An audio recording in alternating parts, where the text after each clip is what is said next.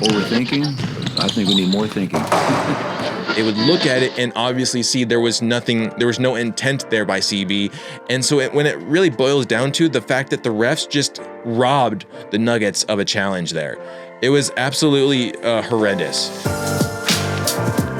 Let's try to get healthy. Let's stay together. And if we can do that, we put ourselves in a good situation.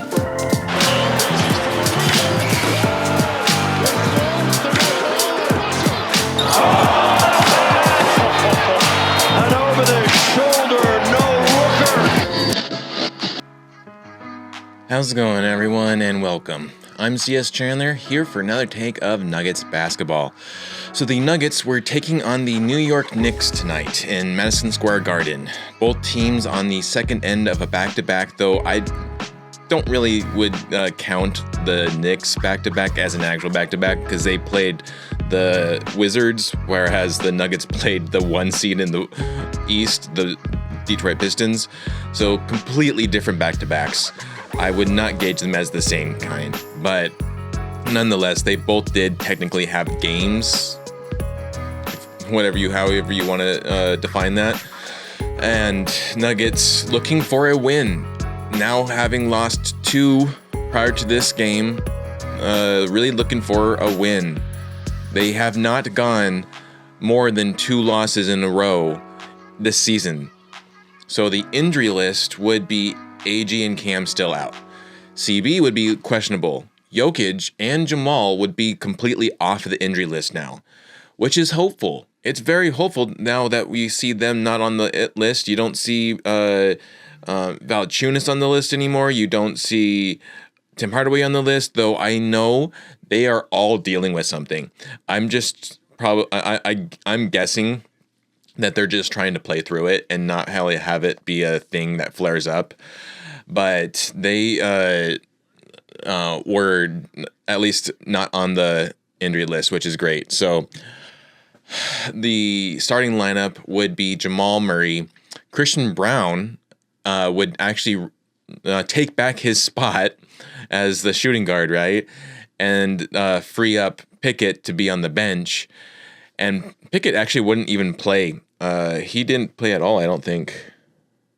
Yeah, he did not play tonight, which I think was actually needed. Like I said before, I think he needs a break. I don't think he's gotten the used to the starting minutes. And now the fact that he's played so much in the last month, I think it's a lot for him. And it's great to see him not play this one. So he sits out. It's Jamal Murray, Christian Brown, Peyton Watson, Spencer Jones, and Jokic.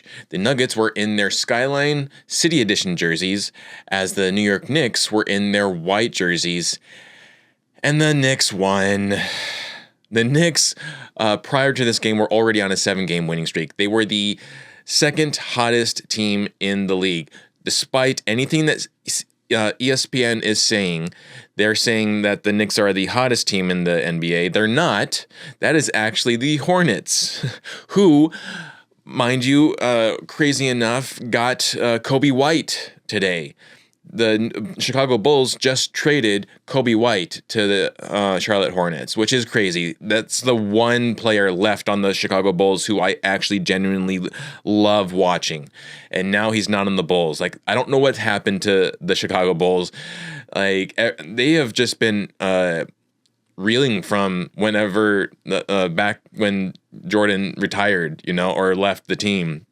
They just have not been the same. I know they had a little bit of stint here and there with Rose and Wade, but they have just not been the same, and they have just not been a contender for several years now, and it seems like they're constantly tanking now. I guarantee that they will have their time again. It may be a while, but they will have their time again. Though that's just really crazy that the Hornets are really whacking up themselves a squad here. I think they're going to be a problem next season for sure. And I'm actually going to be excited to watch them, to be honest. Them, and I'm kind of digging the Jazz right now, too. The Jazz have really gotten themselves a squad.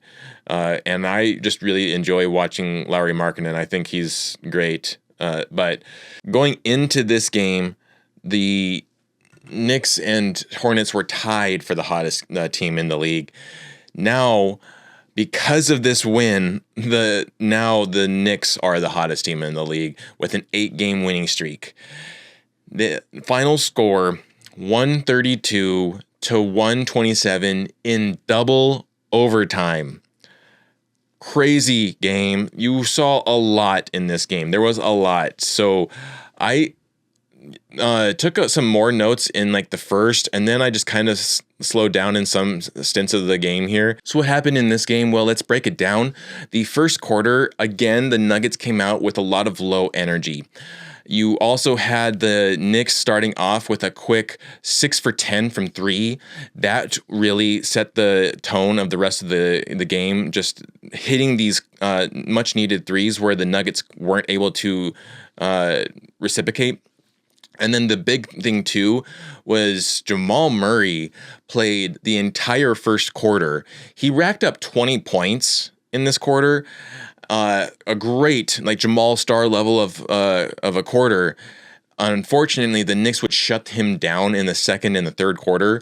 And then he would come back up in the fourth, which I guess if you're going to be shut down, at least it's in the middle and you save the Nuggets at the end of the game a little bit of life there. So the quarter actually starts off with the Nuggets controlling the tip, and then CB turns the ball over immediately on an offensive foul, and then Brunson hits a 3 for the first bucket of the game, and that's what I'm talking about. Brunson himself was unstoppable from beyond the arc. He went 5 for 12 tonight, so not as critical of a shooting percentage as you would think, but the buckets that he was making were the clutch buckets, and that's, I believe, he was named Clutch Player of the Year last season, and for good reason. This is a case in point here. He was just really hot tonight from beyond the arc, and then just also doing what Brunson does typically, and then the other thing was that the Nuggets weren't able to close out as the Knicks quickly, in the start of this quarter, racked up an 8-0 run to start the game. Finally, Jokic got the Nuggets on board with a tip-in, and then Adelman had to take a timeout and challenge a foul called on Spencer Jones. It would actually be overruled and a successful challenge get to Denver's ball, but they can't convert. So then we had a good screen with Jokic giving it to Jamal on an open 3, cuts the lead down to 4. And then we had a very, very scary moment here. Jokic fell over backwards. I think he tripped on someone's foot or whatever as he was kind of moving back. And he fell over, again, holding the knee that he hurt before. I think every Nuggets fan just, lost a couple of years of their life in this one moment, or their soul left their bodies or whatever, because it was definitely a very traumatic, 10 minutes that we got with just him on the floor, and then awkward timeout, and then all for nothing pretty much, because out of the timeout, when we finally got back into playing, he was playing. Jokic was playing. We got word later on that he was actually yelling at the coaching staff that he was going to play, and I get that his love for the game and his passion to win is going to get through some of these injuries, but I would also say, don't beat yourself up, fella. You still have many more games this season that are much needed for you. You don't want to waste the rest of the season on one game. Hopefully it was nothing. Hopefully he doesn't sit out next game. But, man, that was really scary. As a Nuggets fan, that was scary. And as a basketball fan, I would say, too, that was really scary, because I know a lot of people themselves were sad. Even if you weren't a Nuggets fan, you were still sad that Jokic was out. Jokic just makes the NBA more fun to watch. And so then out of that, we actually got a Jamal 3 to cut the lead down to 2. And then immediately after that, Jamal would tie the game at 16. And so, again, 12 minutes. He played all 12 minutes of the first quarter, racked up 20 points in the first quarter there.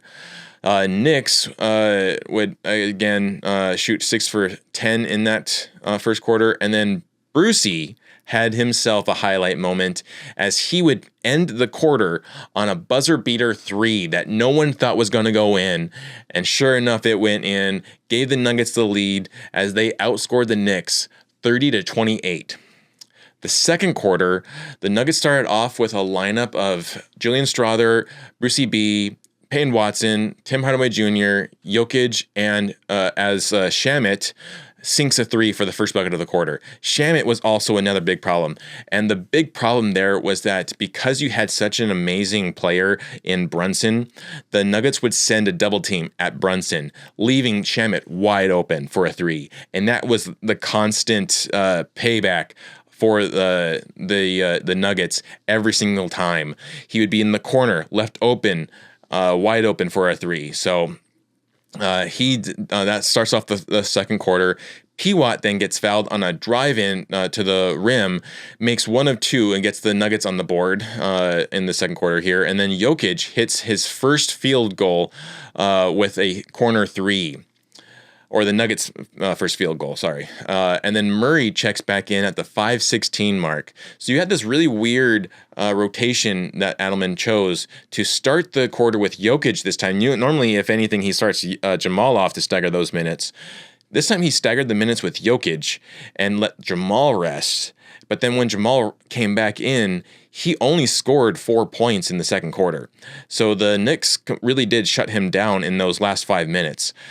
And but then it was also a little bit of Jamal just not finding enough way to space the floor and find a way to get a open look.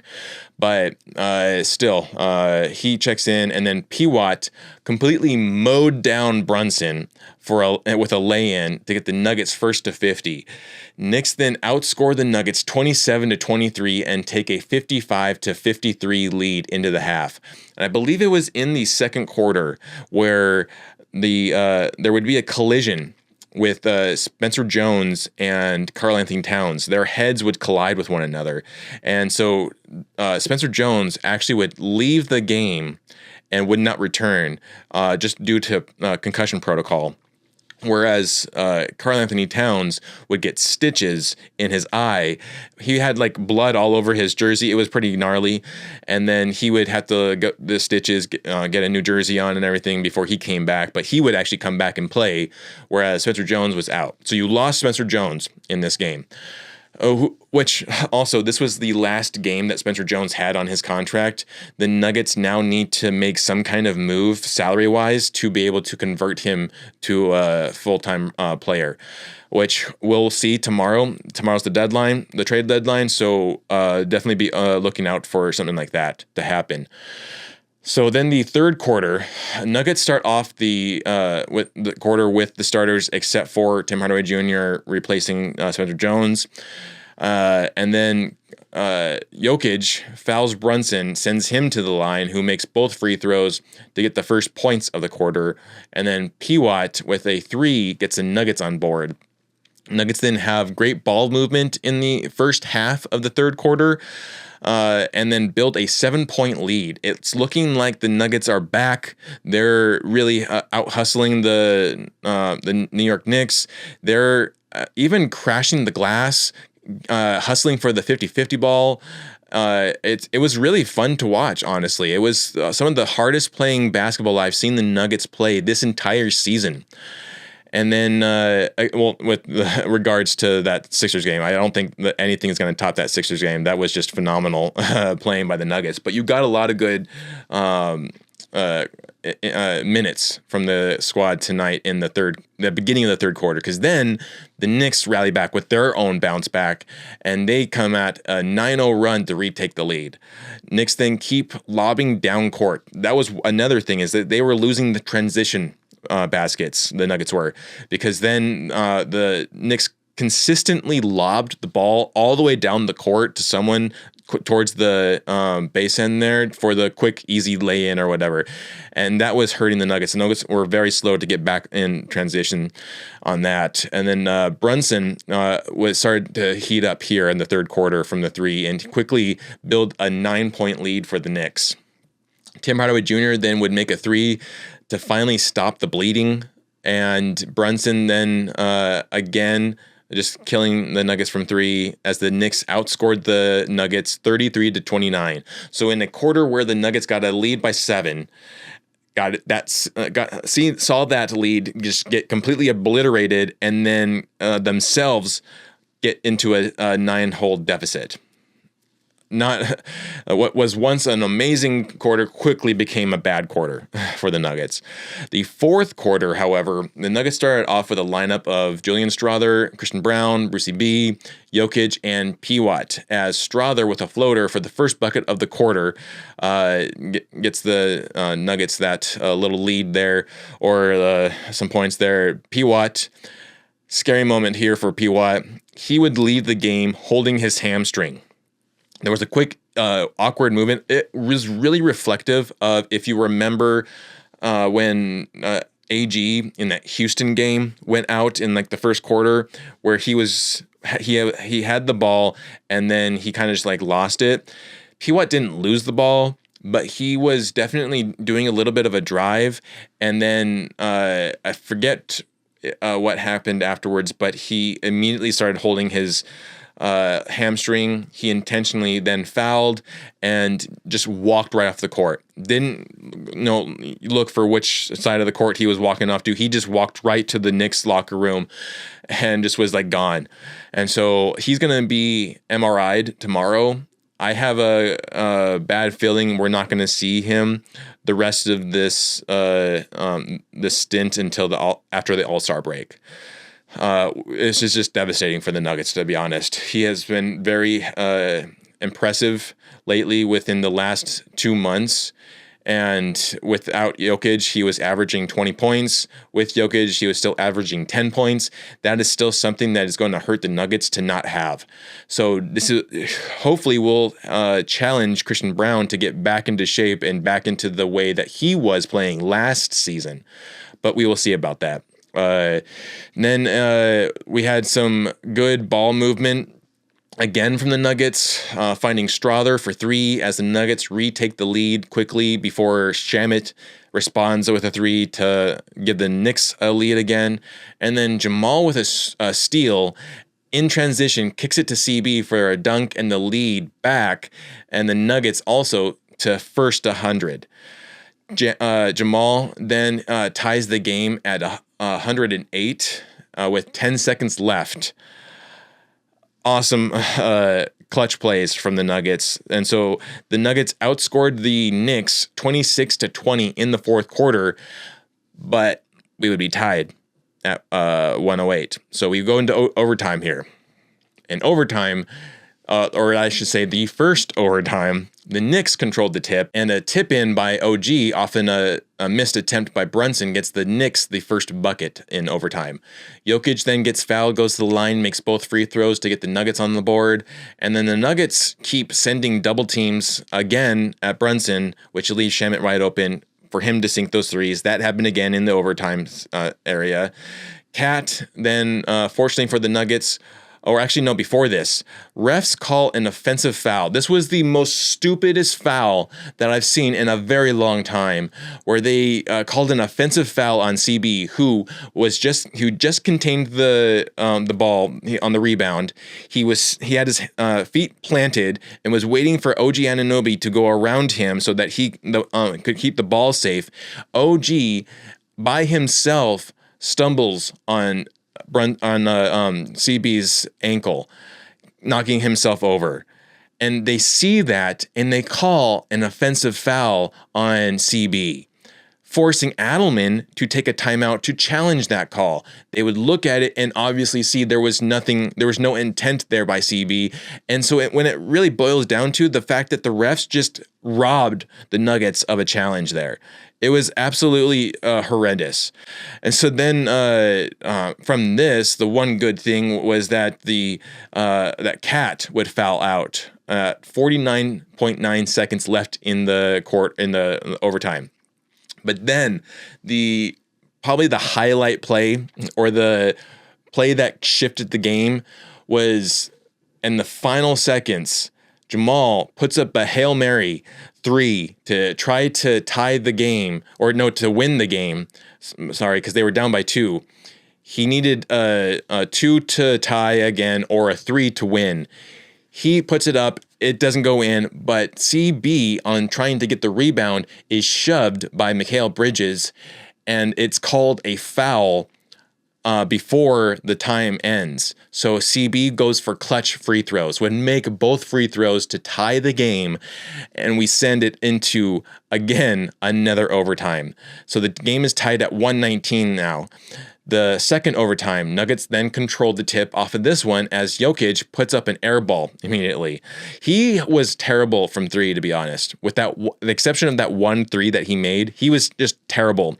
And I don't want to say that he should stop putting up the three because, again, players need to consistently do that to grow their confidence. When he stops putting up the three is when I'm actually more worried, I should say. So he puts up an air ball, and then Jamal gets the steal on Brunson and a dunk for the first bucket of double overtime. Brunson then with a free throw fouled and followed by a pull-up three gets the Knicks up by 4. And then Knicks defense is just giving the Nuggets really difficult looks, and the Nuggets aren't able to get to the buckets that they really need until finally Tim Hardaway Jr. puts up a much needed 3. However, it wasn't enough. The Knicks started to build up a 7-point lead, and the Nuggets just couldn't chip that lead down within time. The time started to get away from them, and the Knicks outscored the Nuggets 15-8 in that quarter. And ended up winning with a 134 to 127, your final score there. There were 3 major things I saw in this game that really stood out to me. Number 1, the Nuggets had yet another slow start to a game. And I get it, they're probably very tired from the amount of games they've played so far this season, let alone the amount of back-to-backs they've had just this past month. And then there's also the chaos that this season has brought with certain key players going out with injuries and other role players having to fill in those roles that they're not familiar with. But the Nuggets have got to find a way to dig up some kind of energy to start these games off. And then they also have to find a way to get a win or two before the All-Star break. And then number 2, the Nuggets' perimeter defense has to have a tipping point. Eventually, someone has to say enough is enough, and the Nuggets finally do something to get better at perimeter defense. And then 3, despite both of these things, the Nuggets still took a very good Knicks team into double OT. The past several seasons, the Nuggets have not done well in MSG, and they have gotten their butts kicked. But this time, they made it extremely close, and if it wasn't for the second 2 things that I mentioned, they could have won this game. This has to count for something. That being said, let me know in the comments what you think about this game. I still think that there was a lot of good to come out of it, despite how brutal the loss was. So if we get into stats here, Spencer Jones in his 12 minutes, that one quarter that he played, he didn't put up any points. He had 3 rebounds, 1 steal, 1 block, which was looking good for him. If he had stayed in the game, I'm sure that would have added a little bit more impact for the Nuggets defensively. That didn't happen, though. He was 0 for 3 from field, 0 for 2 from threes. He had 0 turnovers, but 1 personal foul and was a +2. Peyton Watson played 33 minutes before he went out, and he racked up 10 points. A lot of people say this was a rough game for Peyton Watson. I still think 10 points was a decent enough job for a very good Knicks team to put up. He also had 5 rebounds, 2 assists, 1 steal, 1 block. He was 4 for 13 from field, 1 for 6 from 3, 1 for 2 in free throws, 1 turnover, 2 personal fouls was a -4. Jokic played 44 minutes tonight, despite the fact he was supposed to be on a minutes restriction of around the 20 minutes area. Adelman already pushed that last night against the Pistons into 30. This time he extended it into 44 minutes played. That's crazy for someone who is on a minutes restriction and just coming off of a major injury. I'm looking to hopefully, and he also has 1 game before that he can miss before he starts to not be able to be considered for postseason awards. So I'm guessing that he's going to try to do his best not to miss a game here. And then when he goes into All-Star break, he's probably not going to play hard. I guarantee he's probably not going to play hard at all. He's going to look at that more as just like a little bit of exercise to keep himself nimble. But I don't think that he's going to really take any time off, or if he does, it's just going to be that All-Star break itself in his own way.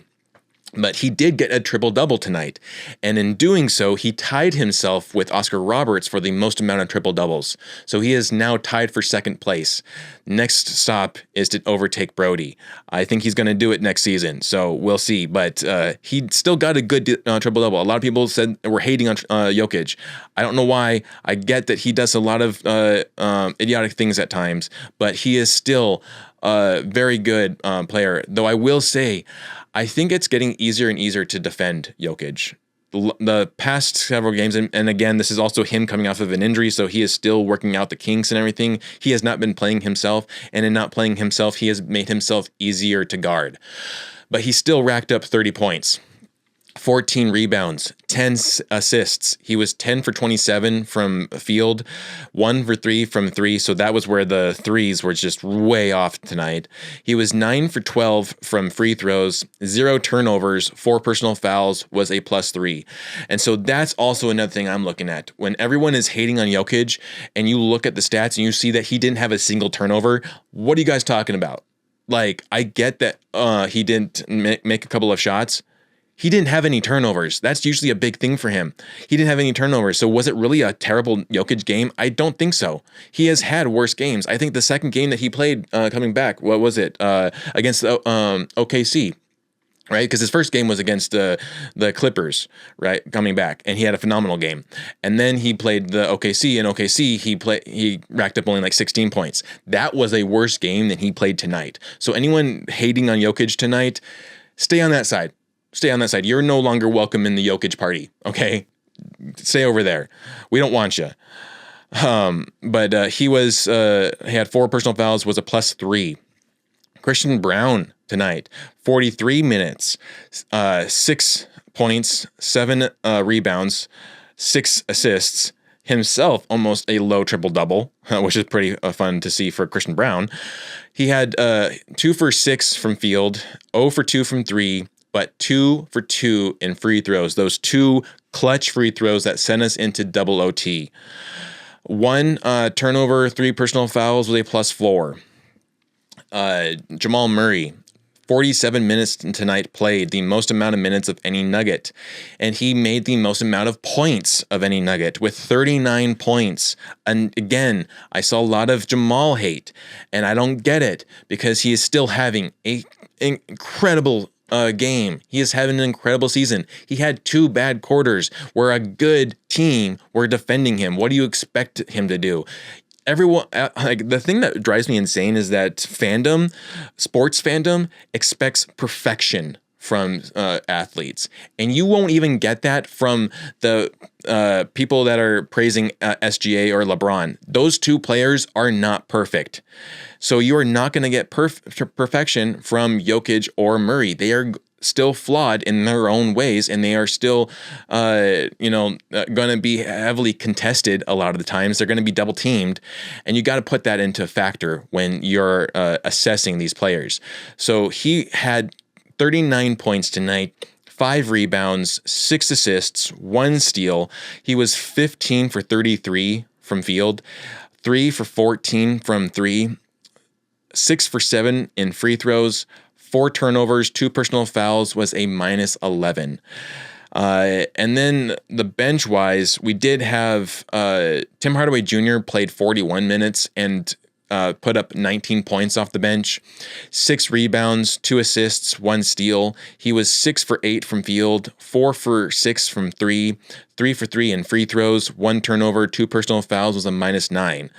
I think that's a great comeback game from Hardaway after a bad game, not so good game the previous games, right? So I think that was great minutes there. You saw Valanciunas. He had played 12 minutes tonight. Should have played a little bit more to alleviate Jokic from his minutes, but they were throwing him off a lot, and he did rack up a lot of fouls. He got in foul trouble fairly quickly. In 12 minutes, he had 5 fouls and was a minus 12, which was tied for the worst plus minus of any Nugget with Bruce Brown, who in 37 minutes played put up 10 points, 5 rebounds, and then had 2 turnovers, 1 personal foul, was also that minus 12. And then Julian Strother, who played a decent amount of, in his 16 minutes, I should say, he actually had some decent impact on the game. He had 11 points, 3 rebounds, 1 assist, 1 steal. He was 4 for 5 from field, 2 for 3 from 3, 1 for 1 in free throws, 3 turnovers, 1 personal foul, was a +4, which would be tied with Christian Brown for the highest plus minus of any Nugget tonight. So there you go. Overall stats, we had 51 rebounds to their 45. So we out-rebounded them. That is, again, something that we haven't really been doing lately. Here we had another game where we out-rebounded the opponent. 29 assists to their 28. So again, we out-assisted them. 8 steals to their 4. So we even out-stole them. 3 blocks to their 2. We even outblocked them. We were shooting 43% from field. They were shooting 50%. We were shooting 26% from 3. They were shooting 36%. So that's really where I would say the game was lost, was the percentage of which the Knicks were shooting better than the Nuggets were. Again, we had another game where they had really good looks at times. They just were not being able to throw it down. And then also at that same time, the Knicks defense was actually really good tonight. So there is those 2 factors. And then we shot 81% from free throws. They shot 84%. We had 14 turnovers. They had 11. We had 21 personal fouls. They had 23. So, I don't beat the Nuggets up too bad for losing this game. It was a well-fought game. It was a good game. The Knicks are a good team. It's one of the reasons why I like them. Granted, the fact that I have liked them ever since the Patrick Ewing days in the 90s. Still, they're a great team. If we look at their stats just real quick, you had Karl Anthony Towns in 31 minutes put up 24 points, 12 rebounds, 1 assist. Jalen Brunson in 47 minutes put up 42 points, 8 rebounds, 9 assists. And then Anunoby had 20 points, 8 rebounds, 4 assists. They had some good shooting tonight, like Karl Anthony Towns shot 69% from field, 33% from 3, which is kind of similar to what Jamal was shooting. And then Brunson was shooting 51% from field and 41% from 3. So, don't beat the Nuggets up so much. Before the game, Malone, because now that he works for ESPN, this was an ESPN broadcast. Before the game, the pre-game show, he was asked who will play better tonight between Cat and Jokic, and he said Cat would. And again, that shocked me that again he was going down the salty track against the Nuggets and Jokic specifically. But here we had clearly Jokic played a better game than Cat did. So it was just more or less Jalen Brunson. And honestly, it's very hard. It's very difficult to stop Jalen Brunson. He is a very good player. A lot of people compare him with SGA. I do not get that. I understand that a little bit of the foul baiting and everything, but Brunson is nowhere near the level of SGA in the foul baiting or even LeBron or Luka or anything. He does do it, but he doesn't. He's not as bad, I would say. I still respect Brunson, whereas I don't respect those other guys. So, but then what the outcome of this game had on the Nuggets. So because of this, we right now are a half a game ahead of the Rockets. Luckily, they lost, so that helps us out a little bit, though the Spurs won tonight. So that means that we are now 2 games behind the Spurs. The Spurs are 5 games behind Oklahoma City because Oklahoma City was the one that the Spurs won against tonight. So pretty much the Spurs own the Thunder tonight or this season. They really do. And if the Spurs were not the 2nd seed and they were to meet up in the 1st or 2nd round, I'm pretty sure the Spurs would take out OKC. That's unfortunate for the Nuggets. We are now on a 3-game losing streak, which is something you never want to do. Our first ever 3-game losing streak this season. And then for the Knicks are now on an 8-game winning streak. They are tied. No, they are not tied. Are they tied? No, yeah, they are tied with Boston for that 2nd seed, but they have the edge over them.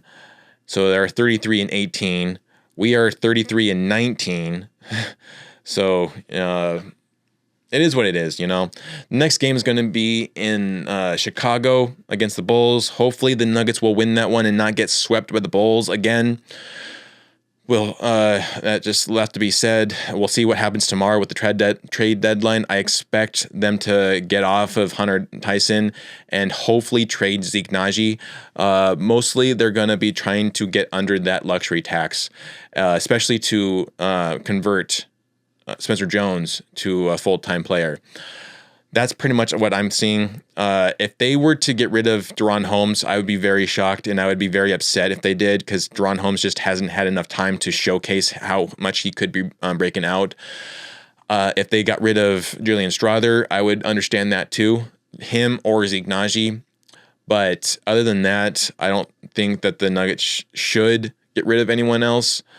Because pretty much you'd be giving up way too much at this point if you were to trade better players or whatever. So, but we'll see what happens with that tomorrow. And then again, Nuggets on Saturday, but they're going to be staying in New York tonight and then leaving, I guess, Friday? They'll probably leave for Chicago or something like that. So we'll see what happens on Saturday. That's when I'll catch you guys later. So that's pretty much all I got for this episode. I hope you enjoyed it. If you did, please give it a like and subscribe. Share it out to your friends and family. And if you do feel gracious enough to give me a donation, I'd really appreciate it. The link for my PayPal is in the description below, as well as on the profile page. You can find that and tack on a comment or a take of this game, of any players in the game, whether it's Knicks, Nuggets, or if you want to talk about another game or another batch of players, or if you don't even want to talk about this sport, you want to talk about another sport, throw that in there. Or if you don't even want to talk about sports, you want to talk about movies. The Oscars are coming up, and there's lots of stuff to talk about there. Or if you want to talk about music, I got you covered there. And if you send that take or that comment along with that donation, I'll shout you out on the next episode. But you've been listening to CS 105.1, where I talk about the Nuggets with good vibes. We'll catch you later.